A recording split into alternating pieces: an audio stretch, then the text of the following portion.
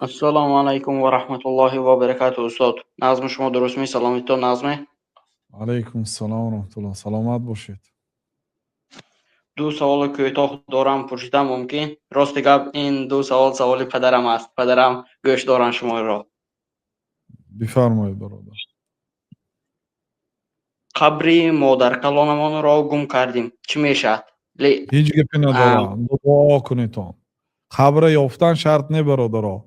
در کجایی که باشن فردا واخوردن در نزد الله تعالی میشد.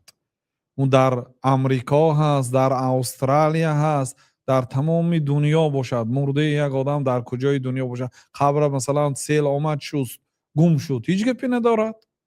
مهم این که عملی صالح کنید. شما قبر شناختن وظیفه شما نه. دعا کردن در حق مادر و کسی که اگر پدر و مادرش را بعد وفاتش دعا نکند، از نام آنها خیر و نیکی نکند، احتمال است که عاق شود. و عاق شدن بعد وفات پدر و مادر عظیمتر است اینکه در دنیا عاق شده باشد. چون که آنها محتاج هستند. آنها رو دیگر رو فراموش میکند. یگانه همین شخصی که یعنی که همیشه در خاطرش میماند این فرزنداش هست. بنابراین در 5 وقت نماز پدر و مادر را دعا کردن و در حق آنها استغفار پرسیدن این حتمی هست. الله تعالی ما را امر کرده است که و بالوالدین احسانا، و پدر و مادر نیکی کنید.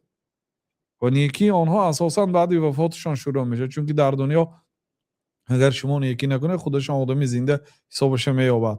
شما خدمت نکنه یا همسایه یا کسی دیگه یک ثوابجو خدمت میکنه. موی سفید گفته. لیکن بعد وفات همه به فراموش میکند.